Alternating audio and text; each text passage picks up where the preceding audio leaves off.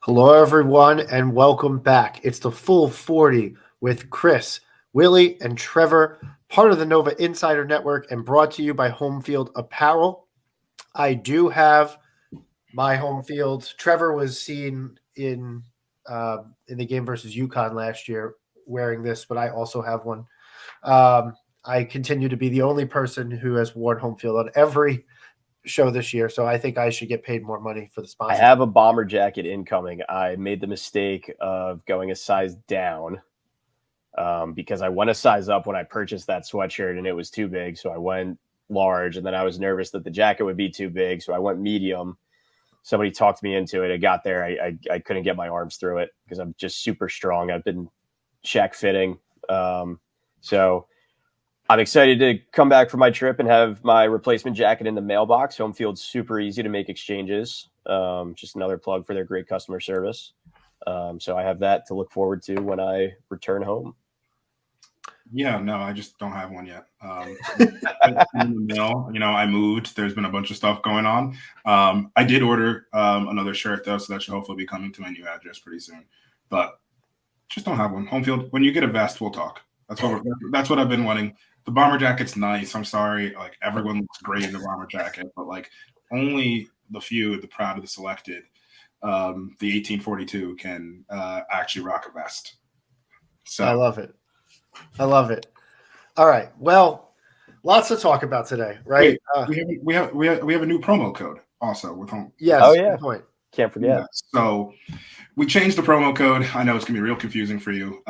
It's now promo code Nova Insider. Nova Insider. For a split second, I was like, Nova Insider, just to kind of be full umbrella so that the Mainline Minute and Villanova Tip Time and anyone else that ever joins the Nova Insider Network can also utilize it, and it doesn't always say full 40. I think we like ourselves, but we're not that self-centered. Yeah. Well, Chris Plus, we're not even the best podcast on our network. Who are we to try to make it be irresponsible to try to make something about you and like maybe what your parents did and things like that. Mm-hmm. So it's good to just be under the team umbrella here. We pay for those who came before us. Exactly. That was good. I'm proud of myself. Yeah, that was pretty good, Willie. All right. Lots to talk about here on this episode of the Full 40. Obviously, since we last spoke, we did win a game. We beat the Lemoyne Dolphins. In a kind of speaking about that. I don't think we're going to be talking about that too much. It was kind of pedestrian. It wasn't great. It was pescatarian almost. Yeah. More mammal than anything, but yeah. and then we had the Penn game, and a lot has transpired since the Penn game, and we'll talk a little bit about that as well.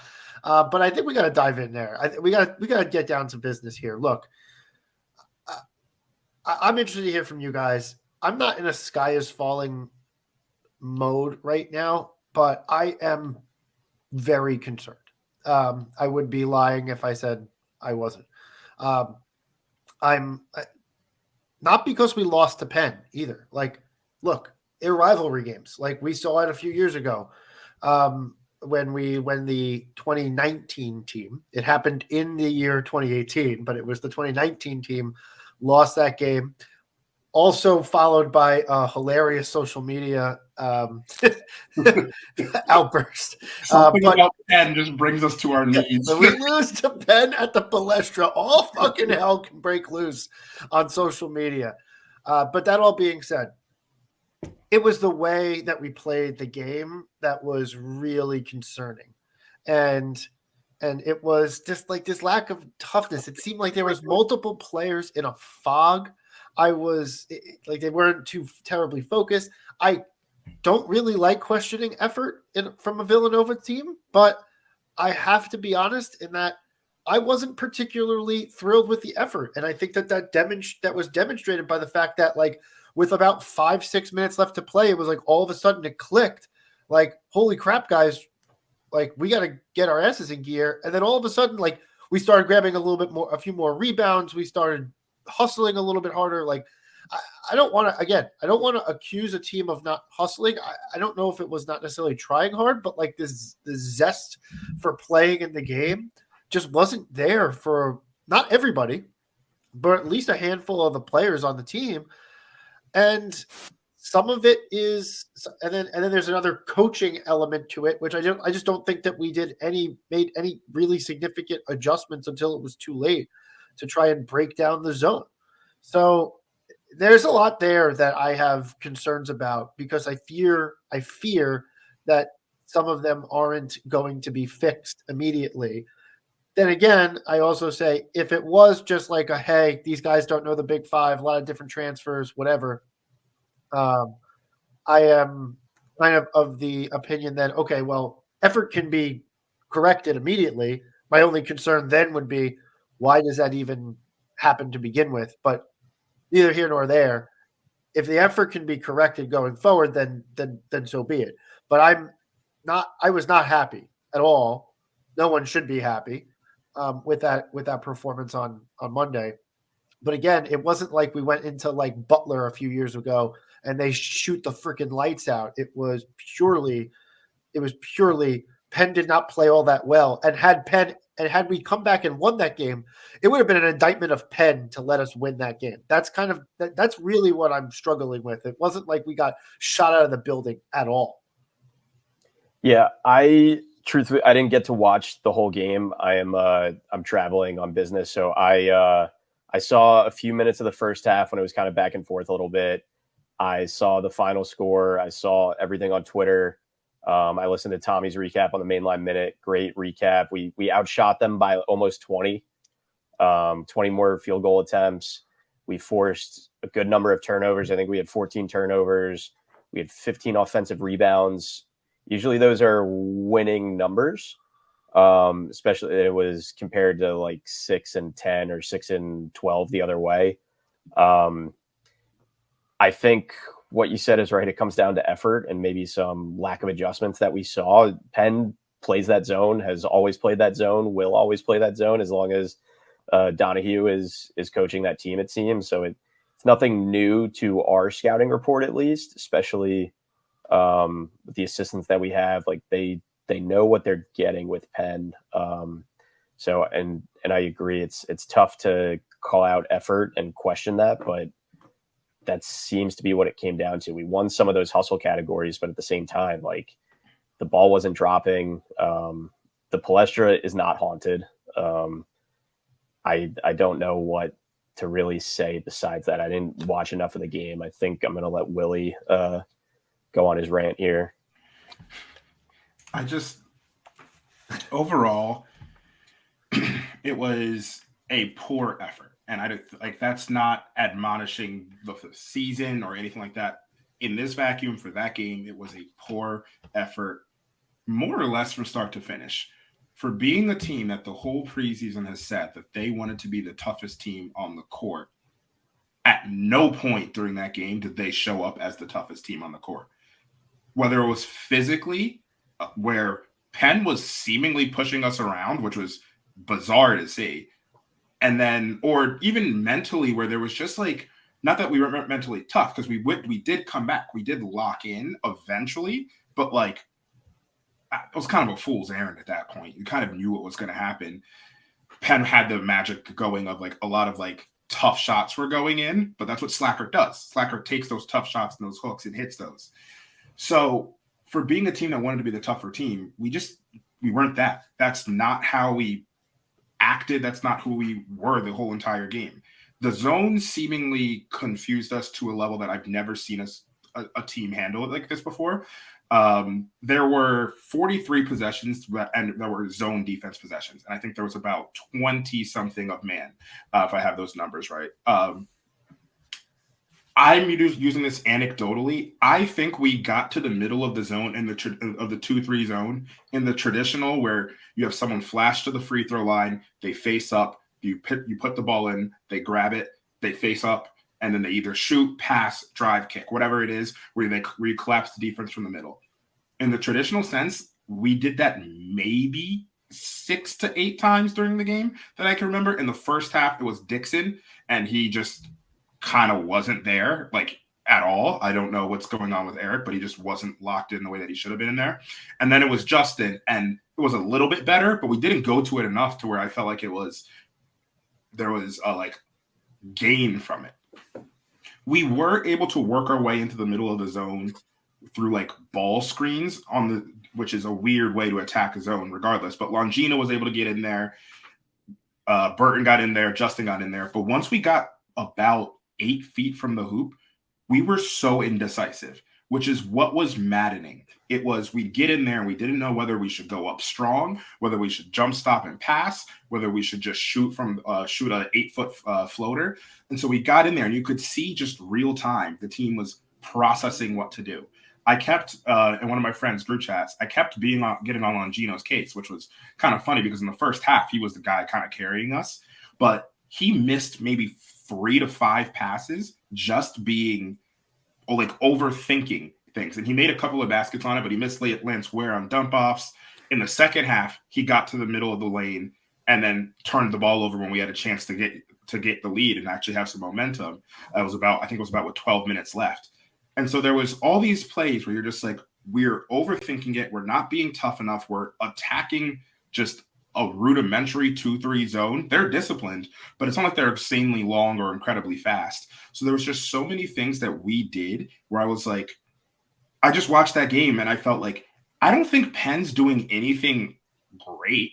They weren't like, it wasn't like, wow, Penn's playing really above their heads. Penn's played exactly the way we've expected them to play, as we mentioned, under Donahue for the last 8 years. That's what I expected from Penn. And it was like, we were shocked by it. And the fool's gold or the cover up that we sometimes have when we did this in the past is, cool, you're going to shoot over the zone and we're going to hit 14 threes. So then it doesn't really matter because we shoot our way out of it. But we didn't hit those 14 threes and we didn't adjust. And this was the output. I thought we should have gone to the press way earlier in the game to just overwhelm them athletically. Because once again, this was one of those games where you could see Penn get their confidence in real time. They were confident at the end of the first half, and then we started to take it away from them in the second, and then we just did not put our foot on their necks. And then Perkins felt it, Slackert felt it, Cam Thrower hit a deep 3 from about 30, and that's where you're just like, oh, and for this moment, they're better than us. They're on the same level as us, and they're not afraid. And we lost the chance to do that. So it was a poor effort. And if this is the team for the rest of the year, there's a lot of bad to come from it. I am willing to say it was just a poor effort and a not good showing. And we'll see where we're at come Saturday or Friday. Yeah, Willie, I think you hit a lot of the good points there. I agree. Like, look, again, I don't think sky is falling here, but at the same time, there's definitely cause for concern just based on the overall effort and the toughness point. I'm really glad you made that point because we've seen rock fights. Like, it's not unusual that a game would be a rock fight versus a Big Five rivalry opponent at their home gym. Like, that's happened plenty of times. That's normal, right? Like, I expect that. When you get into the rock fight, though, the number one thing that I expect of a Villanova team, and even last year's team at the end of the season had the ability to rock fight and win a rock fight. That game at Seton Hall in Newark was an absolute shit show of a rock fight. And we came out on top. Like, I never had confidence in this game once that we were in control of the rock fight. And it was just going to be a slog to get through that we were going to win.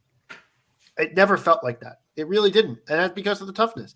That's because, on multiple possessions back to back, so I don't really love calling players out, but Eric Dixon was getting bodied by freaking guy who looked like he could believably play Super Mario in a live action movie, right? The guy it's what he looked like, right? Like the pride of Kellenberg High School in Long Island, a rival high school. It's like the third best athletic program on Long Island. It's not even that great, but it was. I'm glad that Trevor's, but it was crazy to watch that. And and I do think that maybe an early narrative that we haven't talked about is what happened with Eric over the last week. Because if I have a pass the fucking ball award, it might be him. And I guess candidly, he kind of did pass the ball, at least against kind the of board. not pass the ball. Right. But like, yeah. But like, where is, like, what's going on there? Because like a week and a half ago when we played our first game, I was like, holy shit, Eric Dixon has like totally leveled up. I was blown away by what he was doing, the way he was whipping passes around, shooting the ball, just everywhere on the court, just out toughing everybody. And then he was, I think the positive angle on the Lemoyne game was that he was deferential to other players because they were taking him away. They were doubling down low, and he allowed other players to step up to win that game. Against Penn, he wasn't good. Late, I think he ended up with 12. He might have ended up with 12 and 9, but that was like there was a lot going on in that 12 and 9. Yeah. That was like late game kind of stuff going on to make it happen. It wasn't an impactful 12 and 9. No. No. And then like stuff like he's hitting side rim on pull-ups at the elbow, right? Like yeah, that happens once, like fine. Like obviously I don't expect him to hit everyone, but it's like he's not even putting it softly on the rim so that someone can maybe go up and put a putback down. Like it was just I'm just questioning the focus there or whatever. We're gonna need Eric. We're gonna need Eric to be really good. Absolutely need Eric. Yeah, he's the key. We were saying a week and a half ago. So disconcerting to see almost regression. Like I can't remember the last time that I don't want to say he wasn't impactful. Especially I can't really speak about the Penn game too much, but because he did have an impact against Lemoyne at least, and making plays for others and getting rebounds and stuff like that, setting other guys up. But I can't really think back to a time that he was this ineffective in consecutive games. Yeah. I was hoping to get like a tweet after the fact that Kyle Neptune said in his post-game press conference that Eric's been dealing with a flu bug or some other type of illness, because then I would be like, okay, great. That's what you expect, because he is somebody that we've known to be a program guy that brings it every day, and he's transformed his body multiple times for this program and for this team, and just the way that he plays, the way we've come to get to know him through his interviews and his family, frankly. It's just, you don't really expect something like that 2 nights in a row. So hopefully he gets his head back on his shoulders for Friday. And I think a thing that's kind of like been sitting with me is the multiple transfers and all that stuff. I think people have had a lot to say. Like, that's not how you build a basketball team, all that stuff. I think where I stand on that is, I mean, one, that's 100% how you're going to build a basketball team in the NIL era. That's just what's going to happen. Players are going to leave. You're going to have to rebuild with that. And not even rebuild, reload. But where I've been noticing is, like, I do feel like there are levels of, like, people still not knowing how to play together in a weird way. And it happens for me almost every rebound with Tyler Burton. And just like Tyler Burton flies around for rebounds. Sometimes he's a little bit out of control, but that's what he does.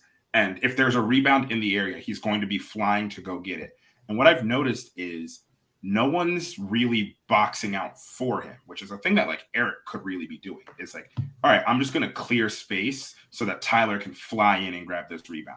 But instead, we're seeing Tyler and like Eric and Justin, which I think literally happened, where those three went for a rebound and then like the ball just kind of dropped out of bounds. Or like Justin, there was a turnover. I think Justin got a turnover because him and Tyler banged into each other and then Justin hit the ground. So like things like that are happening where like it's just like, oh, like they don't really know how to clear space for Tyler, or Tyler doesn't know I need to take a step back and just let Justin go get this rebound. And they're still learning each other. And that's like the one place where I'm seeing it happen the most, because like I guess we finished with more rebounds than Penn, but like it felt like we were getting killed on the glass. Every important rebound was get going to Penn. And even more so, it was even less about like the rebound, but we weren't securing rebounds. It felt like a lot of the times we were just tapping the ball for someone else to go get it. And no one else was like stepping up and going to grab the rebound. So there's just things I want to see us get better at. We have a high major team who may or may not be good. Who knows about how good Maryland is at this stage? But like, are you talking about us? I can also be talking about us. Who like is good. I mean, there's two desperate teams coming in to the Finn on Friday, so like that's just what it is. And maybe we're slightly less desperate because we're not 1 and 2. But like, I don't know.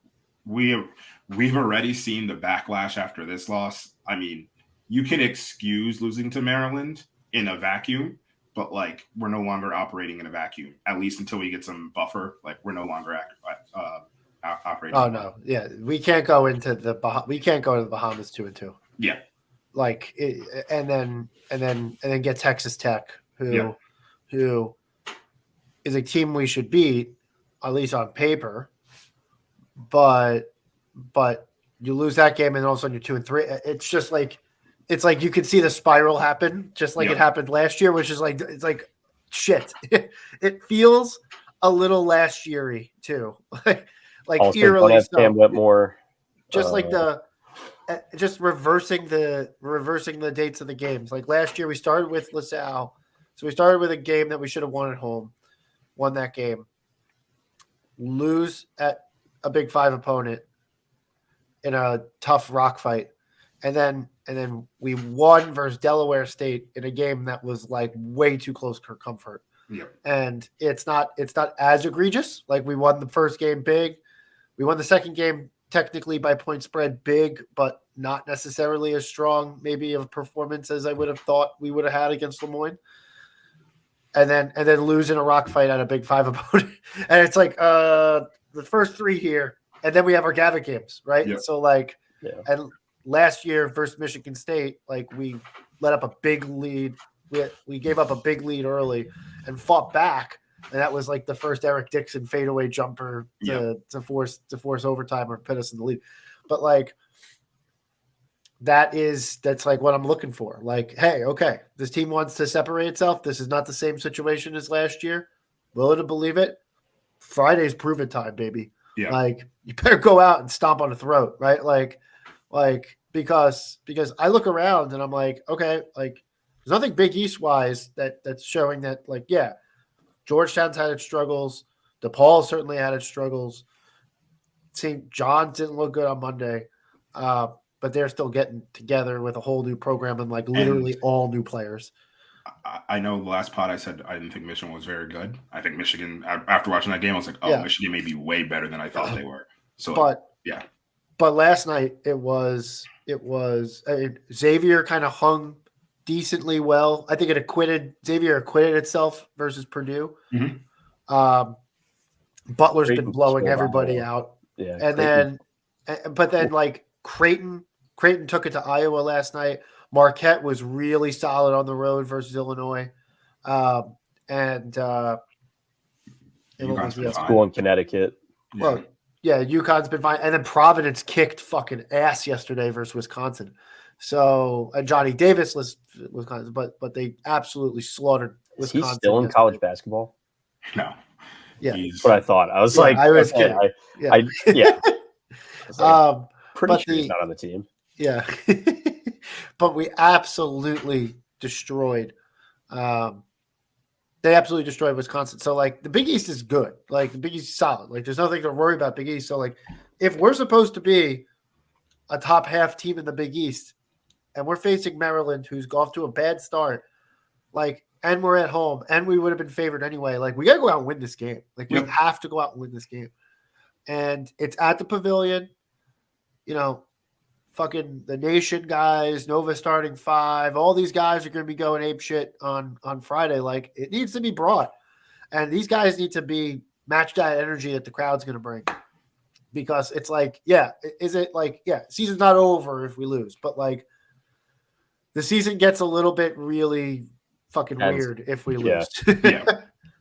Yeah, it gets uncomfortable. You just start asking a lot of questions.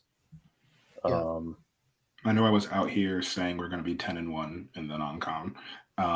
Still possible. And you know what? Yeah. I'm still staying with it. We're staying 10-1. I'm going to go with blind faith, which I always do. No, I don't.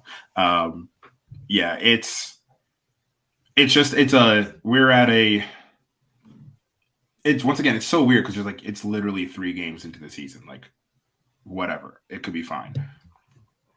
But it's just there's a lot of concerning things that, like, heck, if this is the low point, this is the like bottom of the barrel, cool. We'll work our way up and we'll go 22-10 or 22-9, whatever the math works, 21-10, whatever it looks like. 39 I get that. Yeah.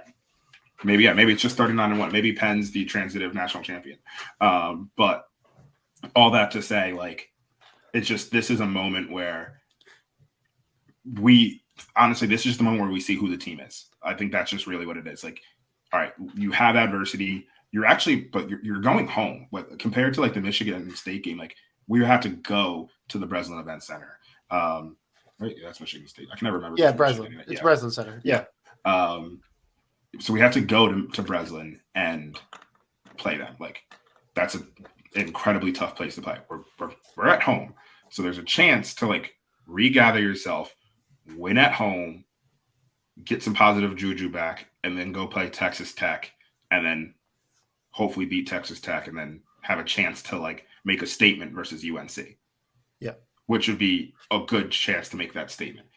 Well, and to add to that fact, like you win on Friday, right? Like you have good vibes going out of it, you have some confidence going out of it, right? It's still like it's like a good couple of days, 4 or 5 days of prep for Tech and like togetherness with the team. The teams talk about this all the time, those Thanksgiving time trips, like, or the preseason trips, or sometimes teams go to like Europe or whatever.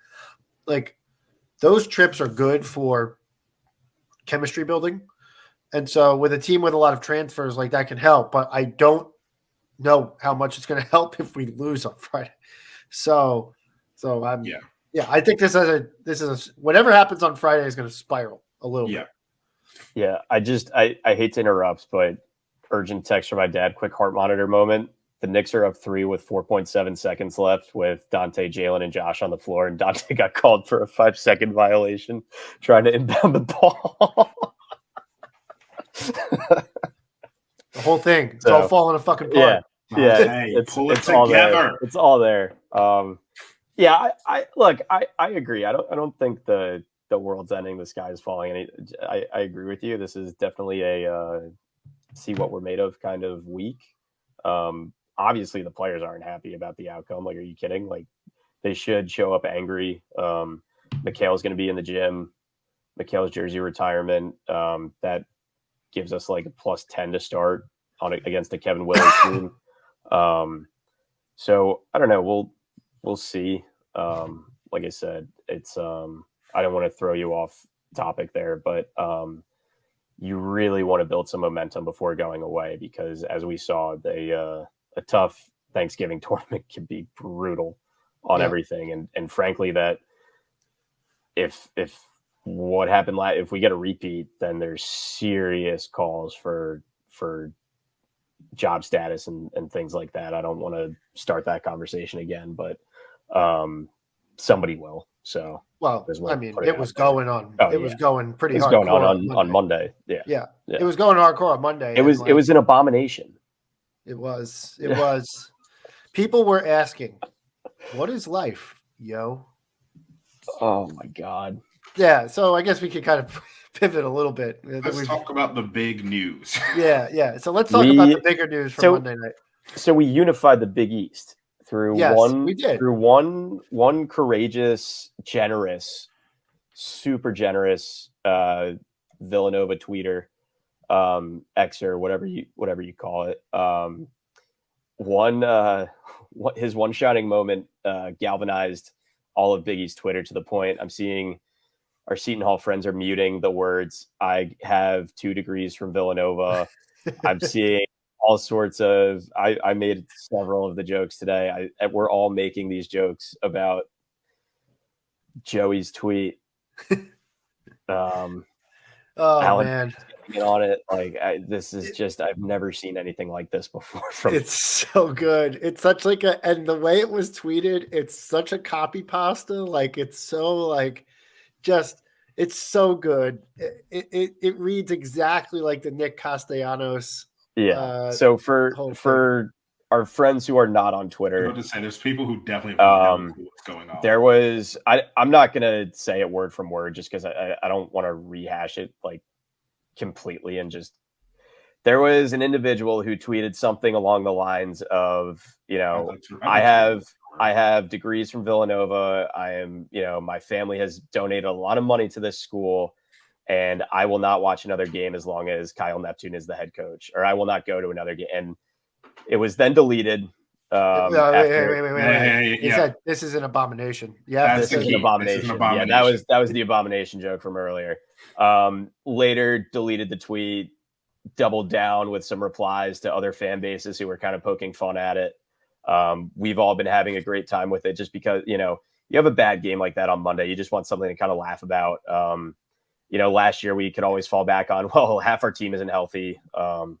This year we have, well, at least somebody said something really dumb on Twitter that we can all kind of look at and smile at. And at least that was kind of like the break in the storm for us, at least a little bit here at the Nova Insider Network.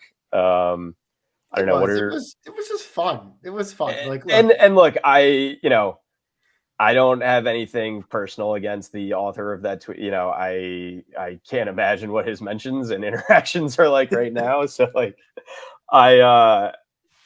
doubling down was quite the move, but I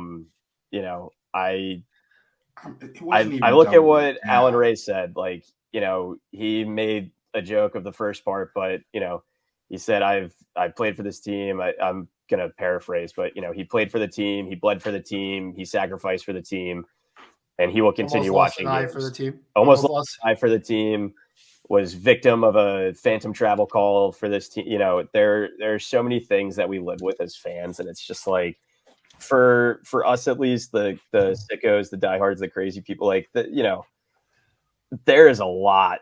There would have to be a lot to happen for me to stop going to games, or I also don't believe him. I also don't believe him. Absolutely not. Yeah, the guy is for everything. I guarantee you, I will. If I'm at the game on Friday, I'll probably run into him at the door. And I'll just be like, what is life right now? Because he's a huge fan.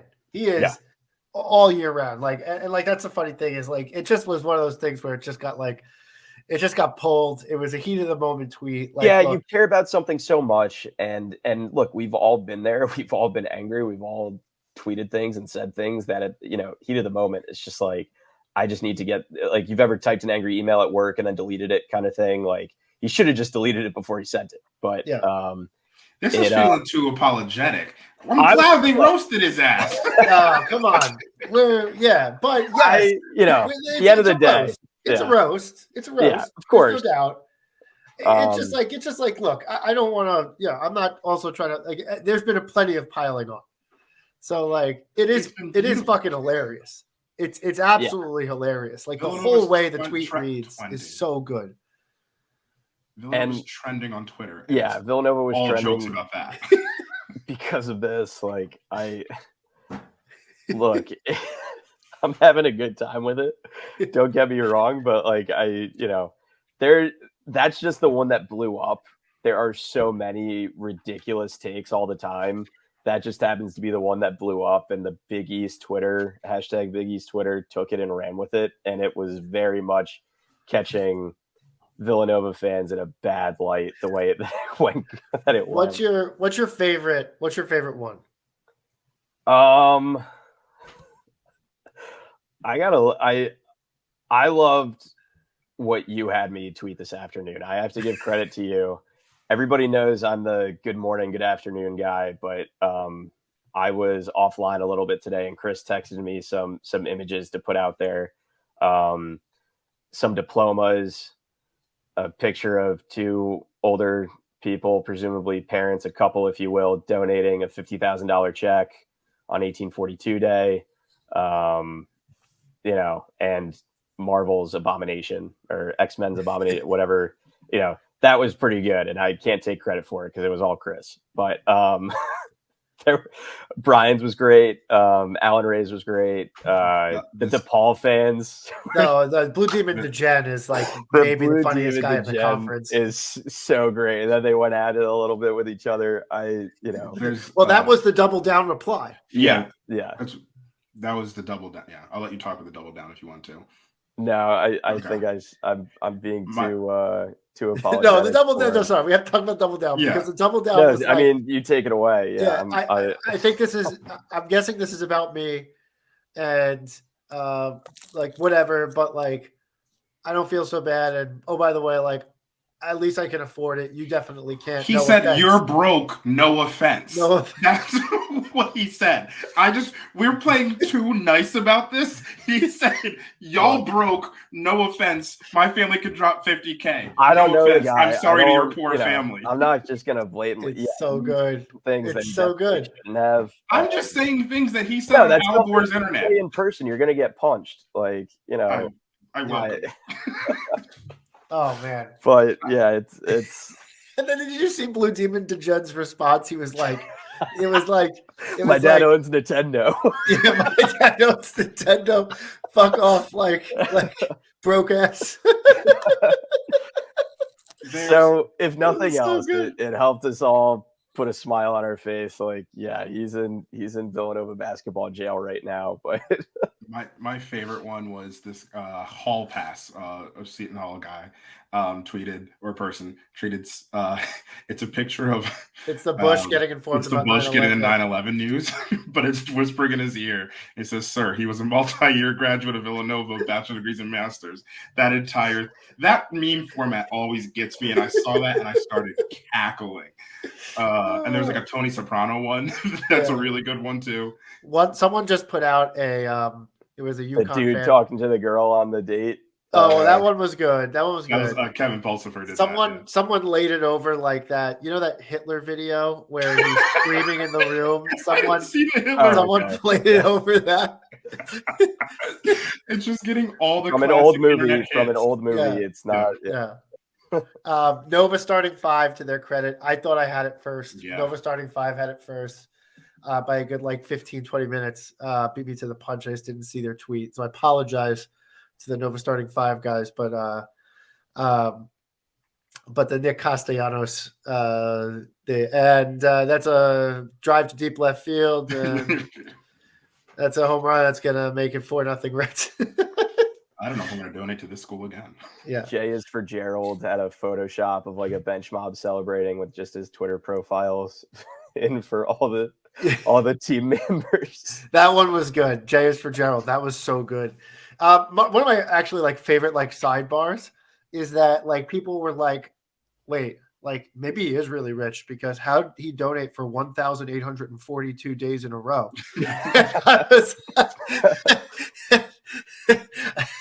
I get lost it because it started to come out like no Villanova person was responding to them being like, no, it's like a thing. It's like our donor drive day. Like, no, like it was just like them having to figure out like slowly by themselves, like what the fuck does 1842 day mean? Oh God. It was just Sacketology just had on. Imagine your card gets declined while donating to Villanova and bringing Kyle Neptune. Oh goodness. So there's also, I want to defend Sacketology here for a second. Because I saw him, I think he was the first one, at least in Villanova Twitter, to like copy it and tweet it. And so then I saw a bunch of like older Villanova fans getting on Sacketology. Which always happens to him. It always happens. He says nobody understands. It's 100% satire. Yeah. 99% of the time it is satire. For all of our listeners looking to get in the weeds with Sacketology on Twitter, all of what he is saying is a joke to you. Yeah. Do not engage. He's never said a serious thing. Unless he's talking about food from Cafe Nova. Yeah. Dead serious. Sacketology in 2018 when we got blown out by Michigan. So again, the same year of the Penn 2019 loss. team. Yes, the 2019 team. Just to be clear, because people were trying to call that the national championship team that lost to Penn. The national championship team did not lose to Penn. The national championship team absolutely blew the fucking doors off of Penn at the Jake Nevin Fieldhouse. In the Jake Nevin Fieldhouse, yeah. With weird jerseys. Yeah. Yes, I have one. Yeah, they were small, shrunk on it. We have it's the Rolly RVM on the back of it. The Villanova was like shrunk in the wash. I have one at home. number 6. Also, just as an aside, I kind of wish we played in Nevin like once a year. I think that'd be really cool. Even if it was an lose a ton of money, we'd have to get a lot more donors on 1842 Day to make up the difference. Okay. But we should do an exhibition there then. The one thing that on the Michigan game, like just to the Sackatology point, Sackatology after that Michigan game was like, we have to start a conversation about firing Jay Wright.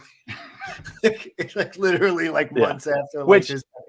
And that's been a long-standing tradition of his. Anytime Jay Wright lost a game, any Jay Wright, now Kyle Neptune, before the games even start, he's saying you have to wonder if this is the last time we see him on the sidelines. But it's it's just a moment of appreciation for all of you Villanova Twitter people not taking it too seriously. Did you tweet that at the Final Four game? Yes. He did. Okay. He did. Yeah, he was right. When right. it circled back around, he replied and was like, "This is not what I meant."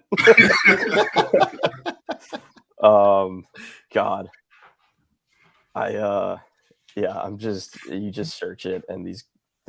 It's so good. Sackatology was my family has donated $51K in parentheses 1K more on each of the last 1842 days for the last 9 parentheses 1 year more. Oh God! All right, I think we've hit this segment hard enough. But that's so good. I guess the question is though, from like a narrative standpoint, is like, and we asked this question going into the year, and I think it's worth rehashing it. Is like when we saw the fan reaction, and we saw the reaction of a family that donates $50,000 a year. But like, truth be told, right? Like, this is not a rebuilding year. This is not. There's no intent for this to be a rebuilding year. This is a year that are high. This is a high expectation year. This is a win now year. Like, if you were rebuilding, even through the portal, you're not getting a bunch of last year guys, right? So like, we have a bunch of last year guys. We paid good money we paid good money for all these guys. We got more back. We got Dixon back. We got Burton is in his last year for sure. I think Ware and I think Bamba both have extra years of eligibility. Hart is in his last year. So like, this is like a win now moment here. So like, I don't want anyone gaslighting the Villanova fan base into saying this is some type of rebuilding year. It's not. So like, if we don't make the tournament, I think there's a conversation that will be had about Kyle Neptune. There will be conversations had the entire way to leading up to, during, after, and I can't imagine being Baker Dunleavy's cell phone right now. Yeah. I don't think there's going to be any, I don't care how bad it gets mid-season. I don't think it's going to turn into a mid-season firing. I don't even know how you begin to navigate that. Like, that's such a messy thing to do at the college level. It's a messy thing to do at a college level. It's a messy thing to do when it's like a family guy, right? Like, so like, if this doesn't work out, Villanova's going to try and do it in a way that keeps the guy like around might not be the right word, but like they're not just gonna separate ties, send him a text message. This is an institution that does things the right way. Speaking of the St. Joe's game, if that situation comes to be, I would hope that it would be, I don't want to say graceful, but not, it's not going to be done poorly or in bad taste. I can't imagine a scenario, barring a legal situation, that would happen mid-season. Yeah. And just like to get back to the expectations of it all, like, we are not wrong as a fan base to expect the NCAA tournament. That's what this team has become when you are entered into the conversation of whether or not we're not a blue blood and whatever. But like, when you enter into that conversation of being one of the top 10 to 12 college basketball programs of all time, like whatever you want to call it, I think we're probably a little bit higher, but regardless of that, like, the expectation is at minimum the NCAA tournament more or less every single year. Yeah. Even the years that are disappointing the years that Kentucky or Duke miss it, like, it's a disappointment because that's what it is. Like, the expectation is the tournament. I'm not saying that this team, like, like honestly saying like that this team should be a Final Four team. Like I can create a scenario where they get there, but like as terms of an expectation, like the expectation for this team and the floor we should always expect is the NCAA tournament. And to steal what like the Villanova basketball program says is, well, we want to be playing our best basketball in March. The best basketball that we can play at the end of the year is an NCAA tournament team every single year, bar none. Like that's the level that we should be playing at. If we're not playing at that level, then we were not playing our best basketball when it mattered most. Yeah. That's just what it. And part of that happening, short of winning your conference tournament, is playing some pretty good basketball in November, December, January, and February. So obviously you drop games early, it happens. If this is a game that we lose, like if we play like this and lose to Kansas State or somebody like that, that's totally different. But I think just because it was the third game and the expectations were so high coming off of the first, like we said, yeah, we were the first to say it. This was American. This was Lemoyne. Like temper your expectation. We also said like, hey, I could see a way that we make it to the third weekend. There's like you said, there's a situation where everything breaks the right way and we end up there. But you got to put the effort in. You have to want it. You have to. If the shots aren't falling, the shots aren't falling. Age old. Shoot them up, sleep in the streets. Let's see how many Villanova cliches we can throw in this. But they didn't make shots and they didn't do the smaller things in between missing shots to make up the difference. So you need to see a team come back with some energy and some aggression on Friday. I think we can all expect a bounce back. Agreed. Yeah. So I guess kind of what is your expect? So let's just get into that. Willie, I'm sure you got a breakdown for the Maryland roster and your expectation on Friday night. Yeah, I mean, Maryland's been what's the word for it? Bad, terrible this year. And I don't fully even like they played Mount St. Mary's. They won by 15. They lost to our Angelo Brizzi and Davidson by 3, which like once again, and then they lost to UAB 66-33 or 66-63. All three of those, well, Mount St. Mary's besides Davidson and UAB are like strong mid-major teams. They are in theory better than the Ivy League teams, and Maryland lost to them by like 3 each. So like they've lost 2 close games to teams that they should beat on a neutral floor. So like there's that. Of like, all right, is it that bad? That's me trying to spin it properly. But like, there's just a lot of funkiness on the team. Jameer Young is their point guard. He's shooting 30% from 3, obviously small sample size. He's been playing well enough for them. He's going to be the guy who has the ball in his hands the whole entire time. But he's not shooting well off the rim, which he's like, hasn't really done historically because he's 6'1", but it's just like they're putting a lot on him. And then when you like look at the rest of their team, they have Deshaun Harris-Smith, who was actually was probably going to be our first recruit for this coming year, but he was probably the first person we lost because of the Jay Kyle switch, where we were his final 2 and he chose Maryland over us. Preseason, there have been rumors and like teams, like I had heard like people like Sam Vecini and people like other like draft Nick people be like, there's actually rumors about him being like potentially one and done level because he's a big, strong guard. He can shoot the 3. He's been a freshman. He's had good moments. He's had like not great moments, but he's been a freshman. He's 1 for 9 from 3 right now, so he hasn't really done it, but like I think we'll see him grow into that. They have Donta Scott, who's back for another year. Donta Scott, I feel like, has been here since I feel like Donta Scott played with Melo Trimble. And he's been there for a while, and you've seen Donta Scott, big man. Him and Eric will play. I think it'll be an interesting matchup. And then they have a bunch of other players like Julian Reese, Jordan Geronimo, who I believe is a Wisconsin transfer, if I got that right, or Indiana transfer. Another big man, and then just some freshmen and like sophomore Noah Batcher that I think are all interesting players, but they're not fitting together. And I think a lot of it kind of comes down to Willard. I mean, as a team, Maryland's shooting 22% from 3. They can't really shoot the 3. They have like one point guard who like can pass the ball. Everyone else really isn't passing it. They don't They turn the ball over a lot. They're not absurdly athletic, so it's just like a weird team that's like trying to figure it out. Both Davidson and Mount St. Mary's were able to like really control like the pace, and Davidson typically is a slower paced team. So we're gonna see what they're able to do. I'm not even gonna give a prediction. Just it's Maryland. They're a high major team. They could come out and light us up because that seems to be where we're at. But overall, this Maryland team has opportunities to be exploited, where I think we are.